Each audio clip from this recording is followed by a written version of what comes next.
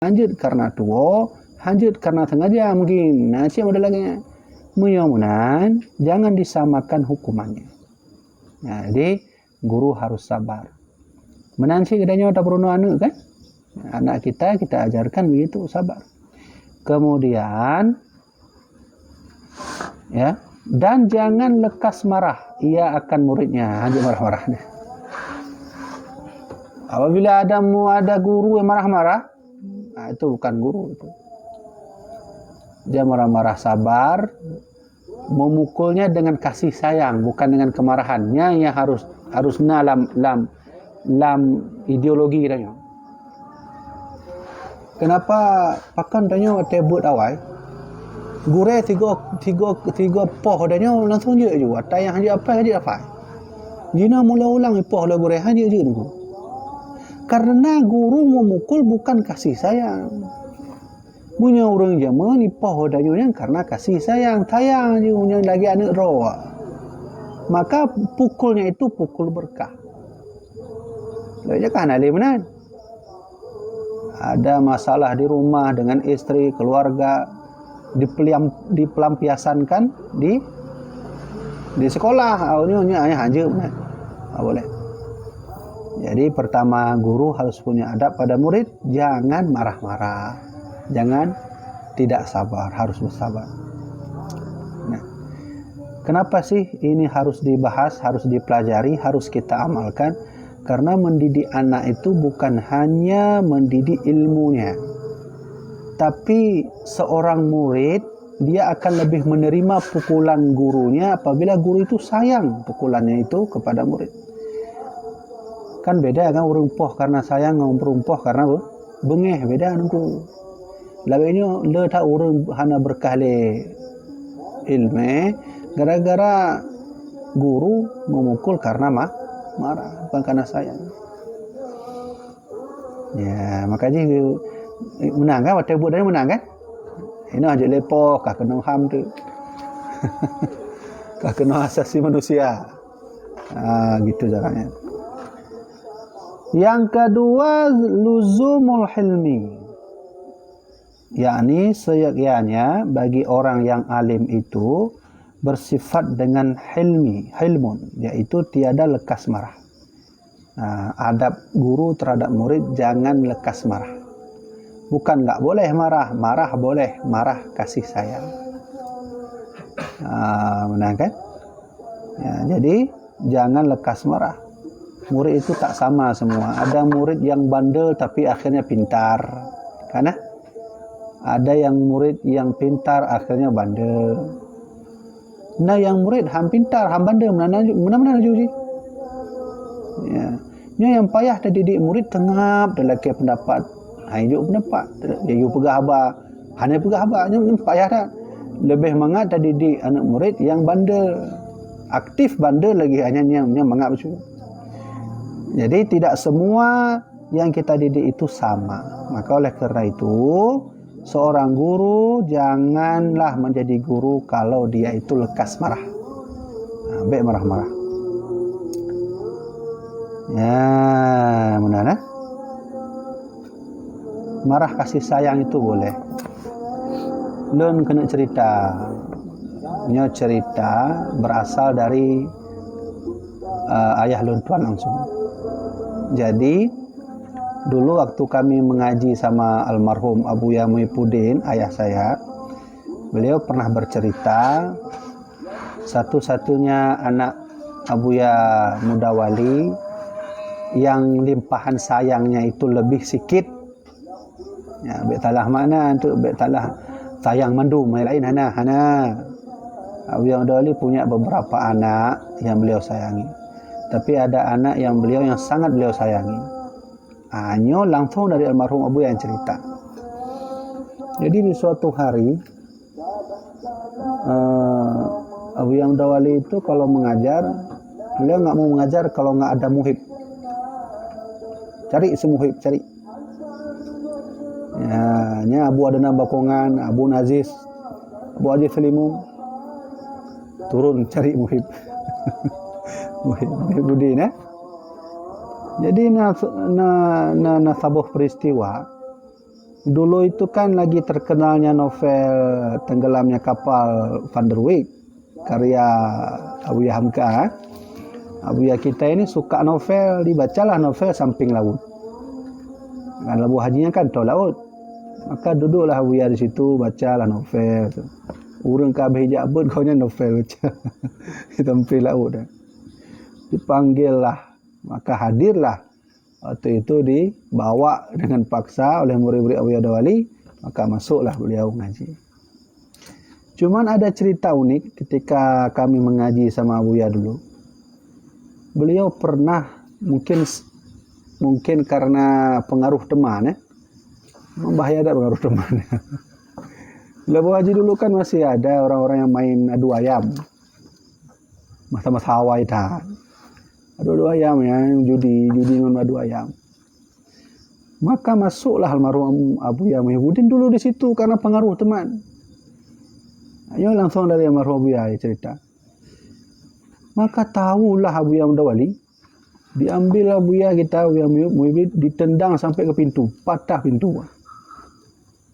Nyanyi kan? Dicok Abuya Dawali gimana? Lagi main bola ayo langsung tendang di pintu. Inah nak ulang-ulang lagi. Ya benar. Jadi walau Abuya Dawali, di sini kita ambil pelajaran, walau Abuya Dawali itu marah sebesar-besarnya melihat anaknya main judi, pengaruh teman. Mungkin bukan main judi, menyaksikan judi. Kalau main judi, diambil Muhib, ditendang. Maka cerita Abuya Muhyiddin, saya itu ditendang Abuya Dawali sampai ke pintu. Karena patah pintu yang cikalah berarti kuat tak Abuya Dawali yang tiga tendang pintu patah. Ya mana. Jadi pelajarannya apa? Yang sekeras itu dididik oleh ayahnya, beliau jadi seorang ulama. Nah, ini ada yang hal unik yang bisa kita ambil, bahwa orang dulu mendidik para murid dan anaknya itu dengan kemarahan yang kasih sayang. Ya, jadi sukses. Ya, benar kan? Marah boleh, tapi jangan marah karena kesal, egois, emosinya hanya dia. Ya, kah? Mudah-mudahan cerita singkat itu bisa jadi pelajaran. Nah, yang baik tapuh wak mukanya hanya. Anak idanya walaupun batu tak nangku baik wak muka. Pesan Nabi, idza daraba ahadukumul wajha, apabila engkau ingin memukul salah seorang kamu, maka falyadribul wajha, falyajtanibul wajha, maka hindarilah muka. Menyerahnya kena tepot kau baiknya. Kita ikutlah bagaimana dulu Umar bin Khattab. Umar bin Khattab lahirlah anak bernama Abdullah. Jadi ja'lah Umar, Rasulullah, saya sudah ada anak. Bagaimana cara mendidik anak saya Rasulullah?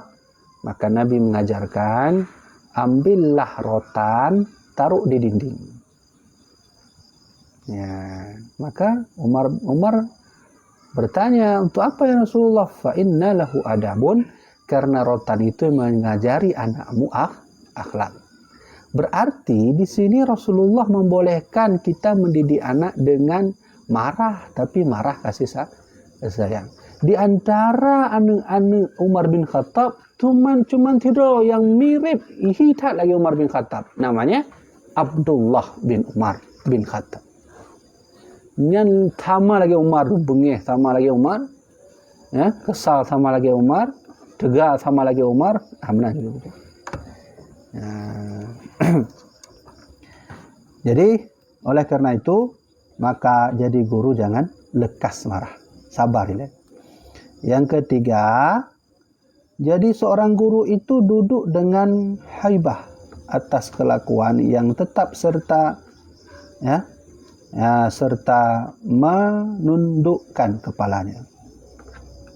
Nah, duduk dengan haibah atas kelakuan yang tetap serta mendudukkan kepalanya. Seorang guru juga harus menundukkan kepalanya saat mendidik para murid. Nggak boleh sombong. Danya mentang-mentang guru sombong, kemudian dapat ju bahu, kemudian dapat oleh ju kemudian mengajar. Lanjut, nggak boleh. Berarti tidak boleh menjadi guru sombong. Tu apa sombong di depan murid yang enggak tahu? Kecuali sombong di kegop yang tahu, hanya lain perkara. Ini agak tambang macam sombong lepuhan je. Ini sombong yang gop yang naufum. Untuk apa sombong? Sama lagi seorang dosen menyombongkan ilmunya di depan anak TK. Itu makna sombong, makna ini. Ya, mana? Jadi gitu caranya. Yang keempat, jangan membesarkan dirinya atas segala hamba Allah Ta'ala, melainkan atas orang yang zalim. Nah, atas orang yang zalim karena menegahkan daripada zalimnya.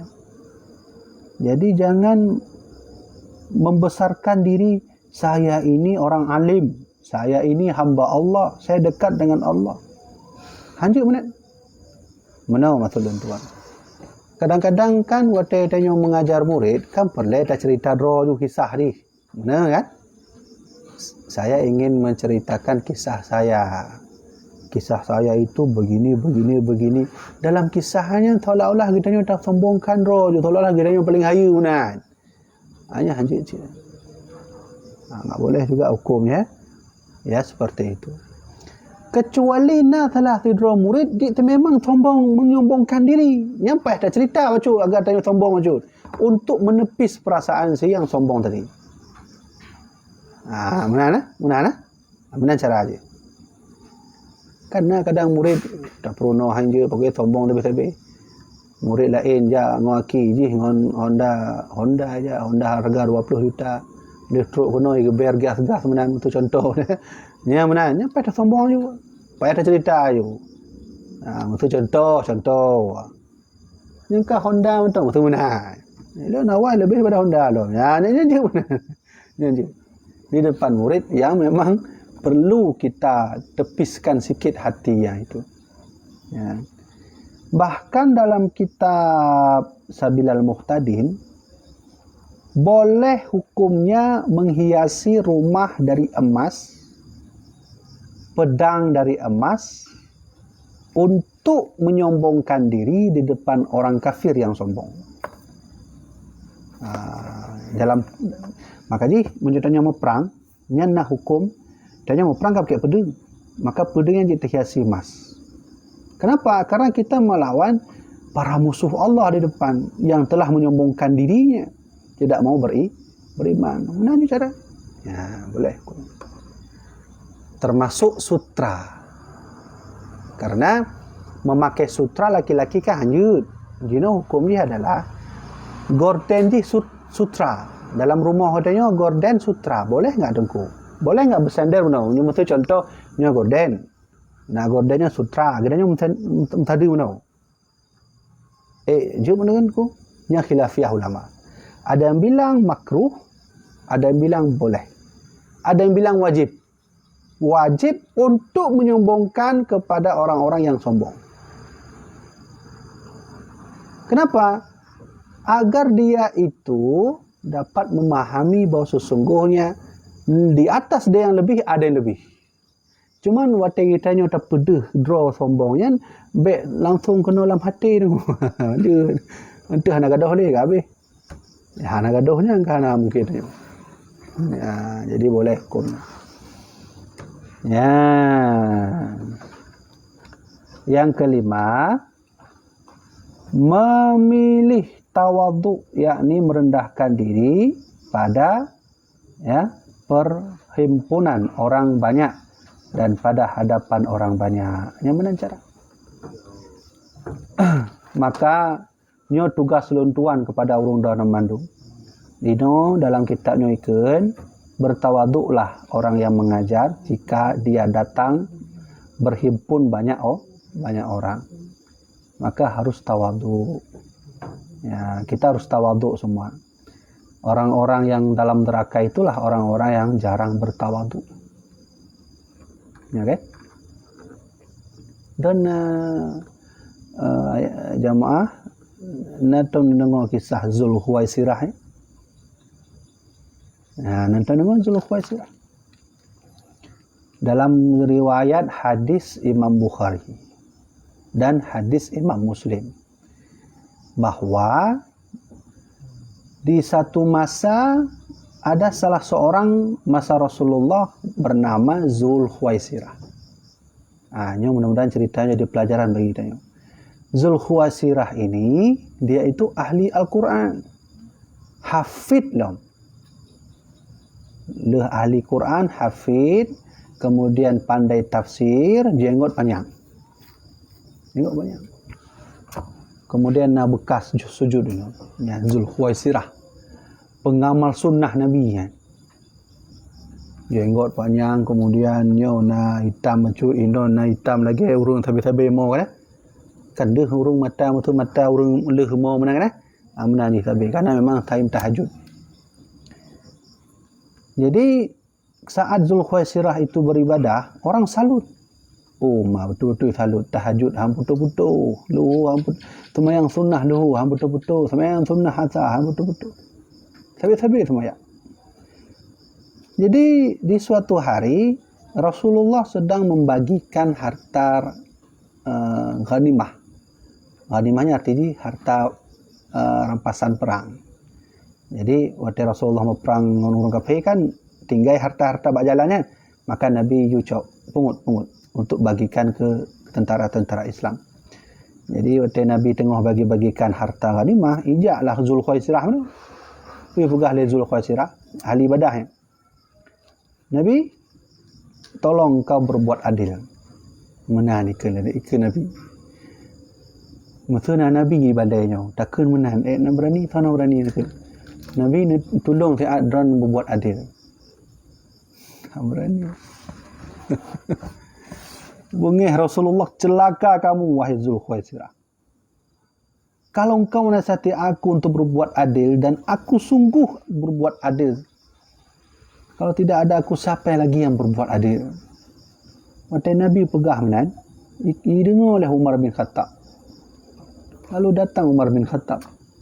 Nabi, nak perlu pedang lon koh taku ni Apa perlu saya ambil pisau, saya ambil pedang, saya potong lehernya? Boleh, Rasulullah, kalau boleh hari ini saya potong. Jangan wahai Umar bin Khattab. Biarkan dia hidup, sebagai bukti ke depan akan ada keturunan-keturunan dia yang sesat menyesatkan. Yang kedua, Tuan sampaikan, Zulkhuwaisirah itu orang yang pengamal sunnah, jenggot panjang, ahli ibadah, hafid Quran, tapi kok berani menegur Nabi, pegah Rasulullah, Nabi tolong adil lucu. Nak berani mana kita nyawa betul Nabi nak berani dah ke mana? Berarti bukan jaminan Quran itu menyelamatkan orang dari segala hal-hal yang tercela. Nyatanya Zulkhuwaisirah adalah bukti Quran mengazab dirinya sendiri. Quran itu seperti api, salah pegang api maka terkena kita. Ijak Khalid bin Walid. Ya Rasulullah. Ya, kibanu Khalid. Mana ya Rasulullah? Bila lengkalan Zulkhuwaisirah tip malam ibadah. Lengkalan bak mata Zulkhuwaisirahnya warna hitam gara-gara mau tabi-tabi. Hai putuh-putuh mau. Ahli Quran dong, ahli ibadah dong, le orang yang salut kepada Zulkhuwaisirahnya. Kibah menurut ya Rasulullah? Ya.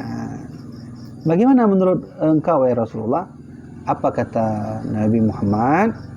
Wahai Khalid, apabila kau bertakwa kepada Allah, kau takut ingin ikut Allah, maka ikutilah apa yang Allah suruh.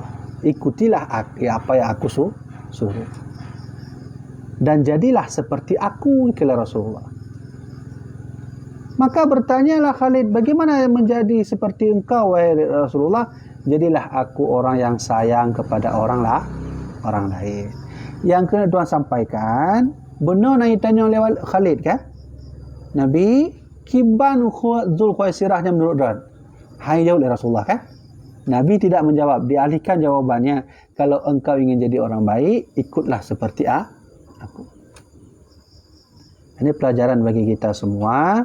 Apa sih hikmah dari cerita ini? Hikmahnya, tidak selamanya orang yang hafal Quran itu menyelamatkan dirinya dari neraka. Tapi terkadang orang ahli Quran juga akan menjatuhkan dirinya ke dalam neraka. Ya, menyona anak katanya kena hafid Quran, puduk juga hafidnya enggak. Tapi dijaga, jangan sampai Al-Quran membawa dirinya ke dalam neraka, sama lagi Zulkhuwaisirah. Nah, kesimpulan dia adalah yang lagi-laginya Zulkhuwaisirah tidak punya sifat tawadu. Padahal dalam kitabnya mengatakan kita seorang guru harus bertawadu. Tawadu yang pun dengkulai, merendah diri. Danyo di mata Allah sama aja. Hana, tuan hana lebih, orang menanci hana lebih. Kita semua sama. Cuman ketakwaan yang membedakan kita. Kamu kan? Nah, jadi hati-hati kan Zulkhuwaisirah ya. Jadi mana? Siapa yang lebih baik? Seorang imam yang hanya menghafal qul huwallahu ahad, tak bisa hafal ayat lain, tapi punya ilmu tata cara solat, hal yang membatalkan solat, dia tahu syarat solat, dia tahu rukun solat, dia tahu makruh solat, dia tahu haram dalam solat, dia tahu wajib dalam solat, daripada orang yang hafid Quran sepenuhnya, ilmu solat tak tahu. Ya kan? Maka orang bertanya, sahabat bertanya, Rasulullah, bagaimana kriteria orang menjadi imam? Apa yang pertama? A'lamuhum, kata Rasulullah. Yang lebih alim, kau yang lebih hafal Quran. Nya kan salahkan Quran, laweknya orang bergebu-gebu dengan menghafal Quran, tapi akhlak dan adabnya kurangnya yang jadi masalah ku. Kan tak salah Quran torok kiamat, tapi betul lah, apa ni nak salah man? Orang yang mat Qurannya yang salah. Ya kan? Ya kan? Coba lihat. Banyak orang yang menghafal Quran yang merukuna minad din kama yang merukus sahmu minar ramiyahnya ikil Rasulullah. Suatu saat nanti akan hiduplah orang-orang banyak menghafal Quran, mereka membaca Quran, tapi iman mereka keluar dari hatinya sama seperti anak panah yang keluar dari busurnya. Ini Rasulullah kan. Makanya Ibnu Muljamnya ahli Quran. Oh, bukan ahli Quran aja, tunggu hafal Quran loh Ibnu Muljam. Dia hafal Quran, tafsir Quran je hafal loh. Tapi dia, bahkan Umar bin Khattab saking percaya kepada Ibnu Muljam, dikirimlah ke Mesir untuk mengajarkan Quran atas permintaan dari Amr bin As. Amr bin As kasih tahu Umar, di Mesir tak ada ahli Quran, tolong kirimkan satu. Maka dikirimlah Ibnu Muljam nanti. Tapi duduk hanali Umar, duduk hanali Amr bin As, maka fatwa yang menyuruh untuk membunuh Ali bin Abi Thalib berasal dari ahli Quran. Namanya Ibnu Muljam. Bahayanya. Jadi ahli Quran, hafid Quran, tapi yang beri fatwa untuk poh Ali bin Abi Thalib Ibnu Muljam. Ini kan? Fakta yang terjadi. Nah, lo yang lain, lihat yang contoh. Namanya, tahu namanya. Hajjaj bin Yusuf. Ahli Al-Quran, dalam riwayat dia itu pandai membaca Quran, hafid Al-Quran, pandai tafsir. Tapi yang membunuh anak sahabat Nabi bernama Abdullah bin Zubair bin Awam adalah sang ahli Quran bernama Hajjaj bin Yusuf. Hati-hati. Jadi yang kisah-kisah lagi yang disebut oleh pengarang kitab tafsir Sawi disebut Khawarij. Tolong yang Khawarij, Al-Hafidh Imam Ibnu Hajar Al-Asqalani dalam kitab Fathul Bari.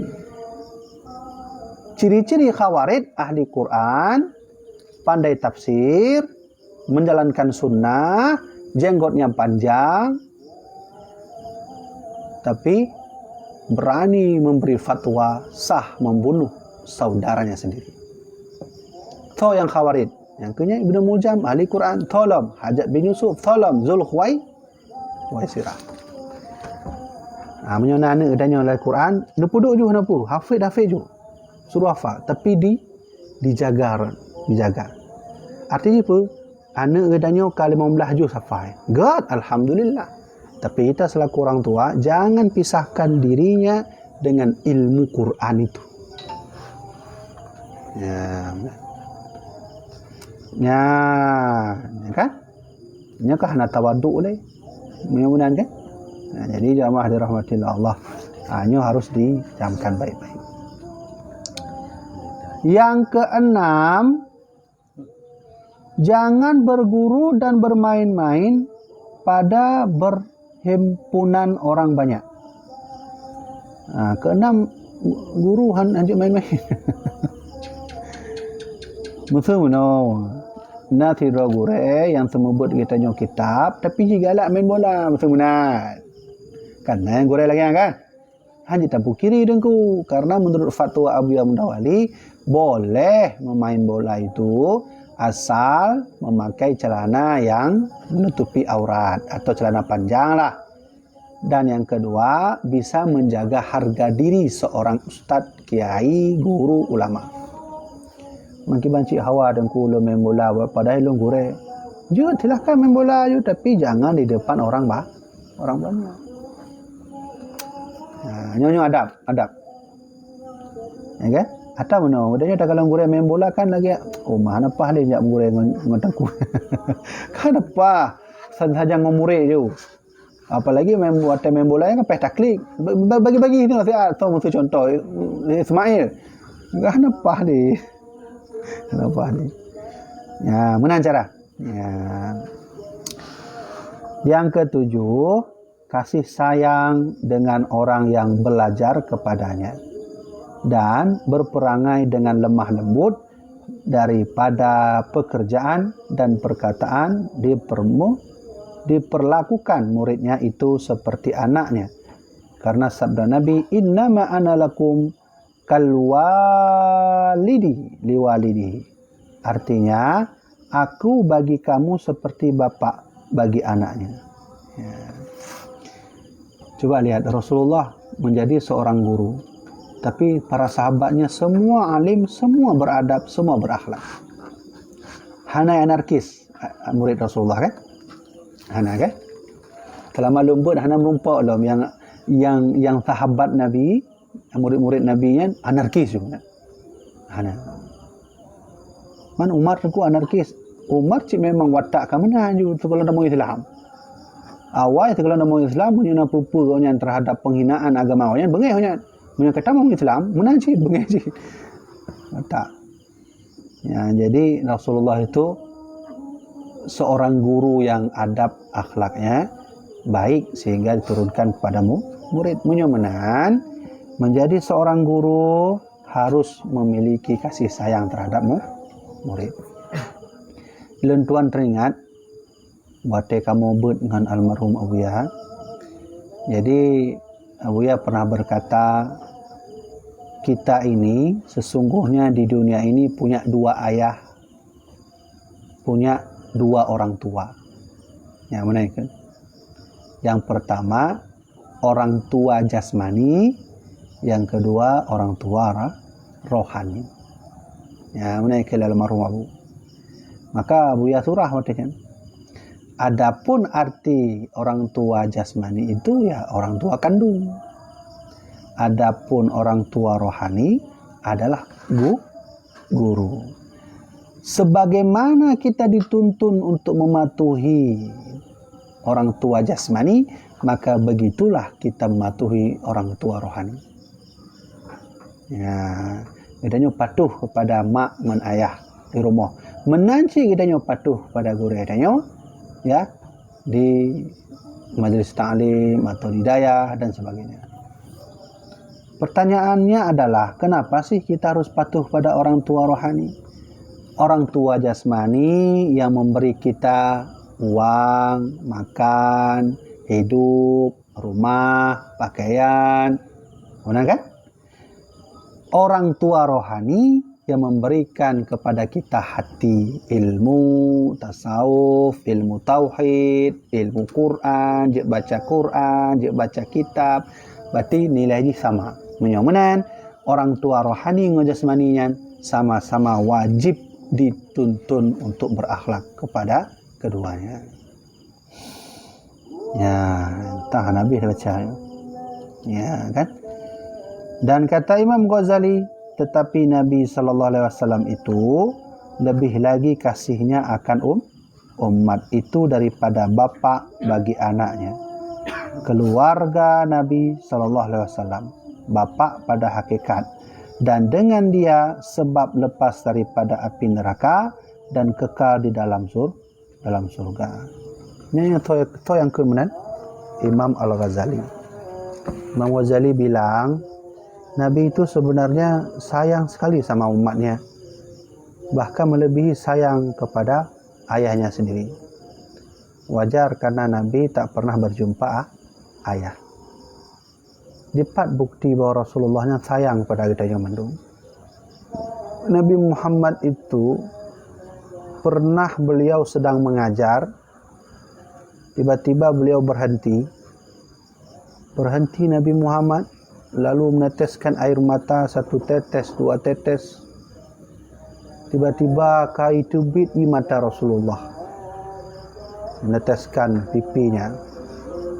Sahabat sudah bingung, kenapa Nabi saat mengajar tiba-tiba sudah diam, lalu menangis. Maka ada salah seorang sahabat memberanikan diri, ya Rasulullah, limadza tabki ya Rasulullah, kenapa engkau menangis Rasulullah? Kata Rasulullah, aku sedang merindukan umat, satu kelompok, satu kaum. Aku sedang merindukan suatu kaum. Aku sedang merindukan saudara-saudaraku. Maka sahabat bertanya, siapa saudaramu ya Rasulullah? Alaisana bi ikhwanika ya Rasulullah? Bukankah kami ini saudaramu ya Rasulullah? Ya, Nabi menjawab, bukan. Kalian itu bukan saudara saya, kalian semua itu sahabat saya. Ya. Maka sahabat bertanya, terus yang kau sedang rindukan sehingga kau menangis, siapa yang kaum yang kau maksudkan itu ya Rasulullah? Maka Nabi menjawab, qaumun min ba'dikum yukhriju fi akhiriz zaman yu'minu nabi walam yaruni. Ya, jawaban Nabi. Saya sedang menangis, saya sangat merindukan umat saya, kaum saya. Siapa itu? Qaumun min ba'dikum. Ketika nanti kalian tiada, kalian wafat, saya wafat, semuanya wafat, maka akan muncul kaum fi akhir zaman. Dia akan muncul di akhir zaman. Yu'minu nabi. Mereka semua beriman teguh kepada aku. Walam yarauni, tapi belum pernah melihat aku. Ya, benar. Yang kena Tuhan sampaikan, Nabi meneteskan air mata sambilan beliau mengucapkan itu. Berarti rindu Nabi kepada kita nyonya betul-betul rindu tak aku, rindu memang. Kemana kan? Natong dah yang rindu tidur urang tiba-tiba hidup mata. Nah kan? Maka menanci Rasulullah watai kemenan. Itu bit di mata Rasulullah sambilan beliau mengucapkan qaumun min ba'dikum. Ya, kajilah. Kita kan beriman pada Nabi kan? InsyaAllah kita terus beriman pada Nabi. Nanti kalau Nabi kan nah. Ulang tu. Menyomuna ni kala Rasulullah qaumun min ba'dikum yu'minu nabi walam yarawni. Nanti akan muncul kaum di akhir zaman, mereka beriman teguh kepadaku tapi belum pernah melihat aku. Yang kenyanto yang Nabi maksudkan. Yang kita nyonyo. Yang beriman tu. Nah, rindukanlah. Yo semayang tim semayang. Ya kan? Nah, itu hadis sahih. Kalau ingin lihat hadis itu lebih panjang, menyodrona kitab tafsir Ibnu Katsir, nebuka surat Al-Baqarah ayat ke-laya.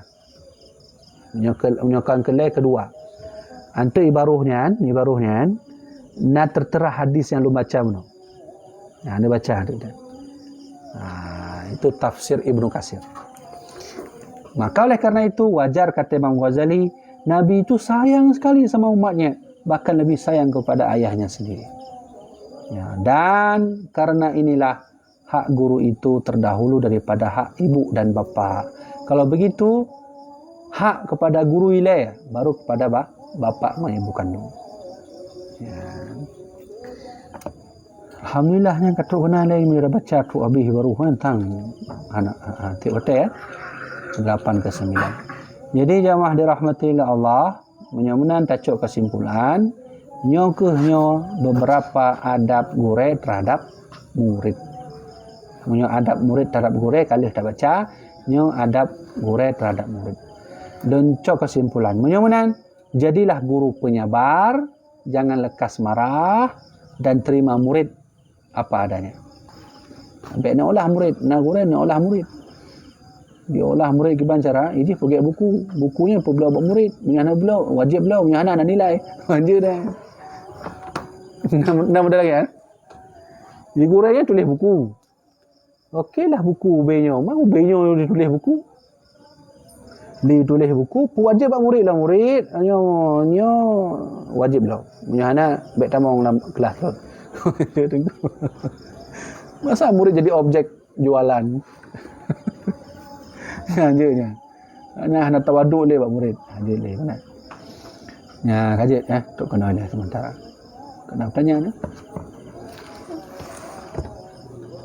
Cuba bawa dah nah.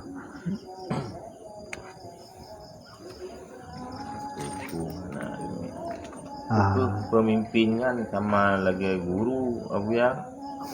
Punya sama lagi guru, bahkan hana ada tu rakyat. Banyak ada pertanyaan tu. Yang tinggi dah punya. Anak ilmu ya.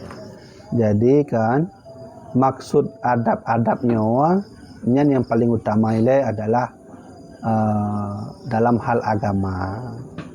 Murid berguru kepada guru itu dalam hal ilmu agama. Guru terhadap murid mengajarkan juga dalam hal ilmu agama. Cuma pertanyaan kamu nyobut bab biologi, matematika, fisika, kimianya kibat nak pakai adabnya nunggu. Kamu nak leh? Lagi guru olahraga betul-betul. You pakai lu mana betul-betul. Selama guru itu mengajarkan kebaikan kepada kita, maka itulah guru. Baik di sekolah ataupun selain sekolah. Mengajarkan kebaikan yang sesuai dengan syariat. Punya hanya sesuai syariat, kenapa dengku you pakai betul guru pegah. Nyo tengok main bola harus urung agam pakai lu pandang mendung. Nyo hanya hanjut dah mau. Oh nya hanjut. Yang benar nya baik ikut. Ya benar. Sudah. Terus apakah pemerintah tu guru? Pemerintah bukan guru, pemerintah tu pejabat. Yang pejabat bukan guru. Lalu kenapa pemerintah sampai sekarang tidak menghormati rakyatnya? Rakyatnya diperas, rakyatnya dijadikan objek jual beli. Jadi pakon salah menanya yang kenya. Ikan leh almarhum ke Haji Zainuddin MZ. Hanya kau nyangkun, kau dengkun. Indonesia kita ini banyak orang pintar, tapi jauh dari Tuhan. Banyak orang pintar, tapi takut atasan. Nah, banyak pejabat negeri ini dia jauh dari Tuhan, takut atasan. Nah, itu contohlah oleh almarhum Kiai Haji Zainuddin MZ. Indonesia kita ini sama seperti anak muda yang balap naik motor. Ijak Honda menaik balap. Kemudian lewat je motor lampu merah kan. Dasarnya kan hanya dah lewati kan. Anak muda berani fikir mai gah je lewat je lampu merah. Tiba-tiba ada polisi di depan. Tanya, "Kamu ada SIM?" "Ada." "Helm?" "Ya, saya pakai helm." "KTP?" "Ada juga." "Kamu tahu lampu merah?" "Tahu." "Kenapa lewat?" "Karena saya enggak tahu ada bapak." Ya benar. Ini Indonesia ni mana? Artinya apa? Dilanggar aja. Selama bisa dipakai, selama bisa diolah. Allah Tuhan itu urusan belakang. Kamu nilai? Ya, itu Indonesia kita. Jadi, yang kena akibat pemerintah tak sayang lagi kepada masyarakat karena sejak kecil dia tidak dididik untuk diajarkan agama. Benar. Jadi pertanyaan benar, jawaban je pemerintah tu bukan guru. Pemerintah tu pejabat. Ini lagi Hana. Jawab Hananya. Ya, coba. Ajak tanya dah. Nak betul. Munnya gure poh murid samporo darah disebabkan batal atau melanggar peraturan kerana dukung gure hana adab dengan murid atau melebihi had hana mesti bak daya juga bak sekolah. Punya murid punya guru poh murid samporo darah karena lewat tak batal. Nak kira hana adab guru hana mesti bak daya bak sekolah mana cik. Mana dia tanya menyatapoh murid jut nampu. Tapi ya pohnya dengan poh kasih sayang lah. Pandai nak urung poh sayang untuk berdarah nah. Ya kan? Hana kan? Dia tanya tapoh tidur murid dengan kasih sayang nangku. Mampu kamu berdarah. Nya kau kasih sayang li mereka menang. Atau kasih sayang tapi salah poh kena bak luka kerana luka murid. Tapoh kena anak sengaja nya lain perkara. Nah, lain perkara lain tip sengaja dengku. Lain nak luka ipoh lain mulai gure nan. Betul benar. Nya ada dua buah jawaban. Apabila kita tanya batu tak tat ipoh lain gure di tempat luka dan nyan mendarah dan gure han tu nya hanapu hanam salah. Apabila sengaja betul contoh benar. Sengaja selama gurenya hana pakai emosi. Tapi ya ala kadar poh menahan kan. Baiklah tanya dapoh lagi, tanya dapoh urung bengeh kan. Nyembek sagai aku. Jadi dino kembali bak gurai lah. Apabila poh murid sama lagi tapoh musuh.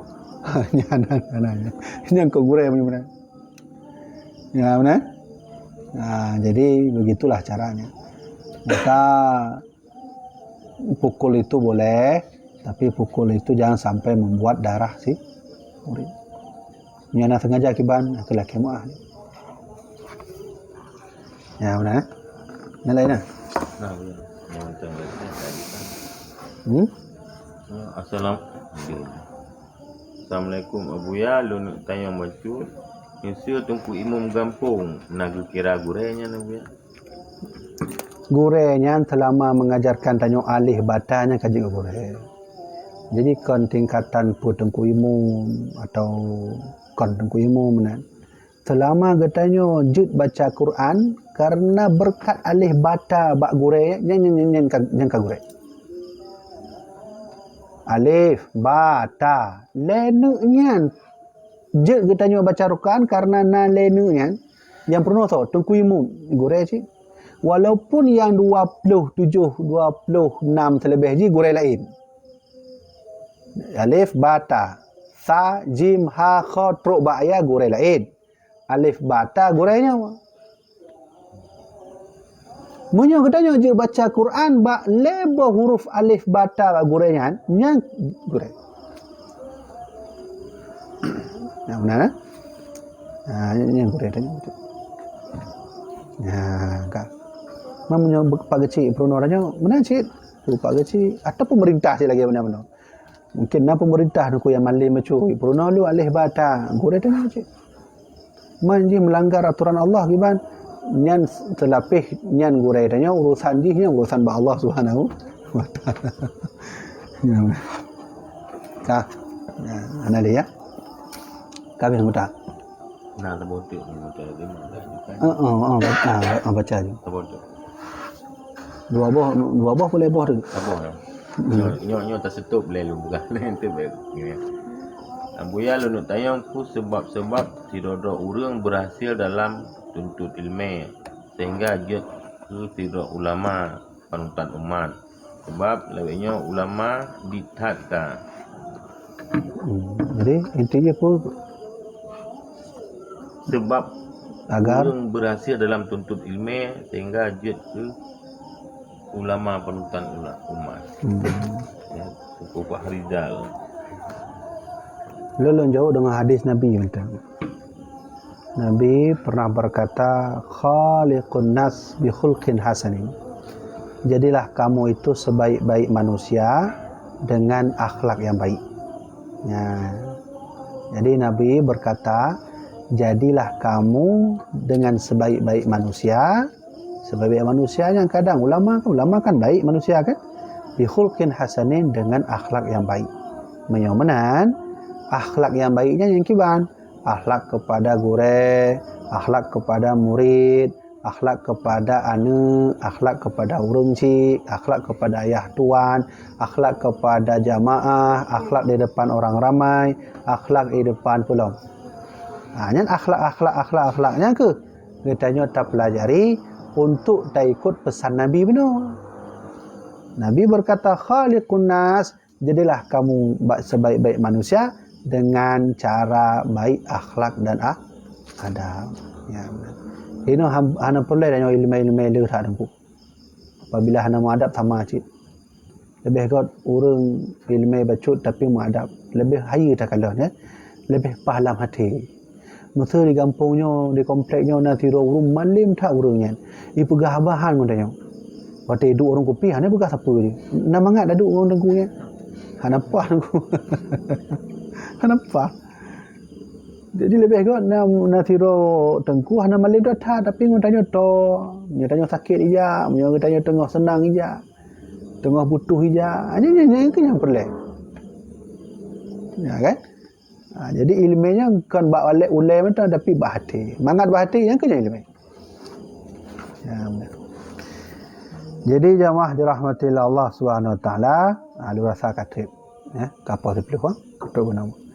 Maka lucuk kesimpulan menyomenan, mulai hurufnya termasuk ulun tuan, termasuk urun dan mandum.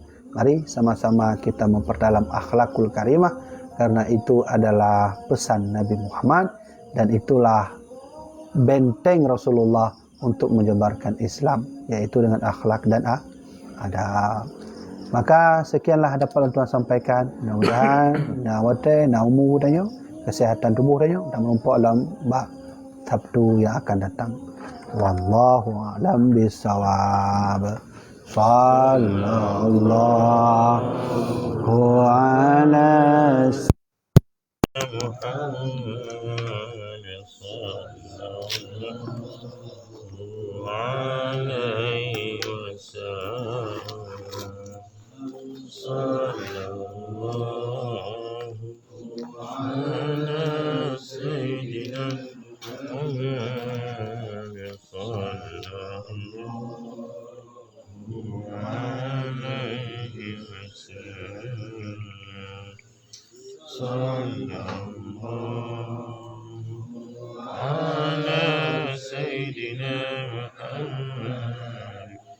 Ya Rabbi salli alaihi wasallam.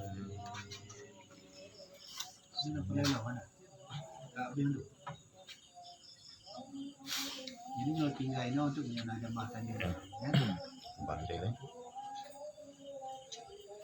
Ini dasar kitab. Ini dasar kitab. Mantan diterjemahkan. Itu mana? Kalau ke untuk yang belum bertanya, yang kena baik jawab beli. Tunggu mana? Syahdi kana Syahdi. Itu punya anak kena gerun sama kemang pikiran. Tunggu lah. Tunggu.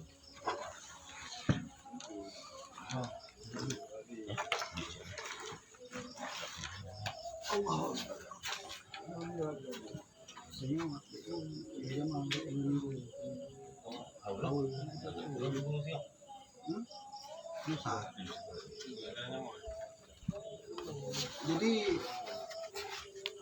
menawati orang minggu kan, untuk najak daya susun najak, awal lagu ya jemaah. Jalan Dayah almarhum Abu Dawud dan Zambi. Awal merumpuk yang tu najak kan. Itu. Tu. Ya tadi lot aturan keluarga. Yang najak melanyo kamu terukah hitam kaji bebo aja kena. Etat na teh. Orang minggu itu dosa tadi. Minggu kan sana itu mah tak tua. Minggu